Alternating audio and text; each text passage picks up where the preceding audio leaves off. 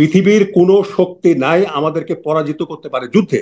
আমি নরেন্দ্র মোদীকে বলতেছি, मैं चेतावनी देता हूं नरेंद्र मोदी, आप ठीक हो जाओ वरना सर्वनाश होगा भारत का और तुम्हारा खुद का। এই রাজনৈতিক দলের শাসন আমরা দেখি নাই? আমি তো বিএনপি সম্বন্ধে বললাম কি কি ভুল করেছে তারা। রাষ্ট্র দুর্বল হয়েছে, আরবি দুর্বল হয়েছে, বিজেপি দুর্বল হয়েছে তাদের নেত্রী ভুল সিদ্ধান্তের কারণে। যদি আমাকে আরবিতে রেখে দেওয়া হতো, আমরা 4.5 বছর চাকরি ছিল, এই বিডিআর বিদ্রোহ কি হয় বাংলাদেশে? জি, আমি মানসিক মানে ইরিটেশন হলেও আমি ইন্ডিয়ান সব মিডিয়া দেখি যে কি কি শয়তানি ওরা করছে। সেখানে স্যার দলমত নির্বিশেষে ওদের মিডিয়া এবং ইন্টেলেকচুয়ালরা বলে যে এই বাংলাদেশ ওরা চিনতে পারছে না। ইউনূসের কোত্থেকে এত সাহস আমাদের চোখে চোখ রেখে কথা বলে? কাজী স্যার আমি মনে করি সংস্কার করতে হবে, দেন নির্বাচন। তাই 2000 জন তাই করুন। শহীদ হয়েছে শুধু নির্বাচনের জন্য নয় না, স্যার। এই সরকার নির্বাচন দেওয়ার জন্য আসে নাই, সংস্কার করার জন্য আসছে, রাষ্ট্র গঠনের জন্য এসছে, মানুষের আকাঙ্ক্ষা জন আকাঙ্ক্ষা পূর্ণ করার জন্য এসছে। কিন্তু এই ওটা না সরকার হওয়া পর্যন্ত কোনো নির্বাচন নয়। রাষ্ট্র গঠনের নামে আপনার কাছে কি মনে হয় না, কারণ রাজনৈতিক দলগুলো তো মনে করছে যে আসলে এই সরকার সংস্কারের নামে দীর্ঘদিন ক্ষমতায় থাকার জন্য যে ক্ষমতার লোভ তাদের মধ্যে আছে আমরা আজকে এই এইসব রাজনৈতিক দলগুলোর শাসন চাই না, তাদেরকে আমরা দেখেছি, we have seen them, we have seen them, তাদের শাসন আমরা কিন্তু চাই না। এই সরকারের বিভিন্ন উপদেষ্টাদের নিয়েও তো কিছু কিছু বিতর্ক তো উঠছে, তারাও বা তাদেরকে কতটুকু বের ভালো করে দাও। করছে। আমি তো ডক্টর ইউনূসকে অনুরোধ জানাবো তাদেরকে বের করে দেন। আমরা আপনার সঙ্গে আছি, জনগণ আপনার সঙ্গে আছে, তাদেরকে বের করে দেন। এই রাজনৈতিক দলের শাসন আমরা দেখি নাই? আমি তো বিএনপি সম্বন্ধে বললাম কি কি ভুল করেছে তারা। রাষ্ট্র দুর্বল হয়েছে, আরবি দুর্বল হয়েছে, বিজেপি দুর্বল হয়েছে তাদের নেত্রী ভুল সিদ্ধান্তের কারণে।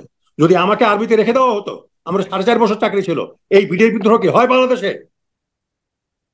কোনোদিনও হতো না। Who has done this mistake? Begum Khaleda Zia. আজকে তার দল যদি ক্ষমতায় আসে কি হবে এটার? তার দলই তো বলতেছে শাহাবুদ্দিন চুপ্পুকে সরানো যাবে না, 72-এর সংবিধান আমাদেরকে মেনে চলতে হবে। তার দলই তো বলতেছে। তাহলে আমরা ডক্টর ইউনূসকে আমি করজোড়ে নিবেদন করতে চাই, স্যার আপনি যেভাবে দেশ পরিচালনা করছেন আপনি করেন, আপনার উপরে পূর্ণ সমর্থন আমাদের আছে। সংস্কার হবে, নির্বাচন হবে। যতদিন পর্যন্ত সংস্কার হয়নি, আপনি নিশ্চয়ই এমন কোনো কাজ করবেন না যেটাতে জাতি বিমুখ হয় আপনার উপরে। নিশ্চয়ই আপনি সঠিক সিদ্ধান্ত নেবেন। এখন পর্যন্ত আপনি নিয়েছেন, আপনি পুলিশ বিদ্রোহ আপনি দমন করেছেন, বিডিএফ আপনার শ্রমিক বিদ্রোহ আপনি দমন করেছেন, আপনি আনসার বিদ্রোহ দমন করেছেন, আপনি হিন্দু কার্ড যে ইন্ডিয়া খেলতো, ঘোল খেয়ে গেছেন আপনার কাছে। ইন্ডিয়া তো ঘোল খেয়ে গেছে। ওদের সেই বিক্রম মিস্ত্রি এসে আমাদের কাছে জোরহাত করে এখান থেকে বলে গেছে যে আমরা সুসম্পর্ক চাই।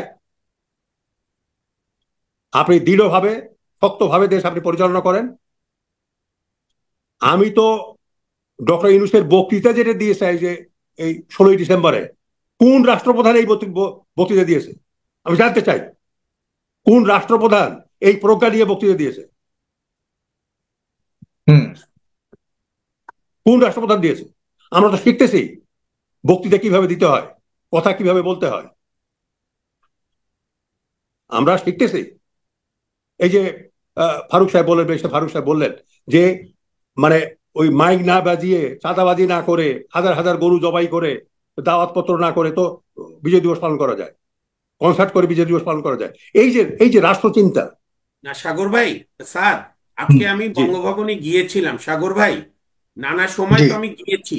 এই প্রথম বিজয় দিবস দেখলাম যে কোনো নেতার ছবি ছাড়াও জনগণের যে ছবি, এবং শুধু জুলাই গণঅভ্যুত্থানে নেতাদের ছবি শহীদদের ছবি না, 71-এর শহীদদের ছবি, এবং যে একটা বঙ্গভবনের গেট দিয়ে ঢুকতেই মনে হচ্ছে আপনি বাংলাদেশে প্রবেশ করছেন।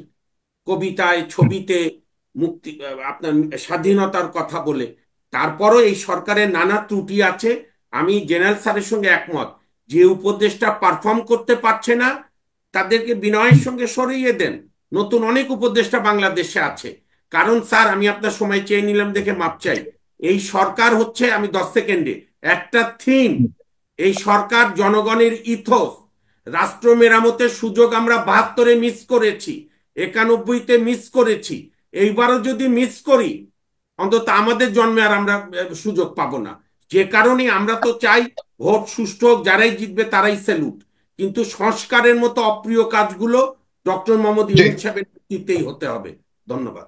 জি, জেনারেল ফজলুর রহমান, আপনি শেষ করবেন। পৃথিবীর কোন শক্তি আমাদের লক্ষ্য অর্জন থেকে বিচ্যুত করতে পারবে না, এমন ঘোষণা দিয়েছেন বা এমন কথা বলেছেন আজকে ডক্টর মোদী।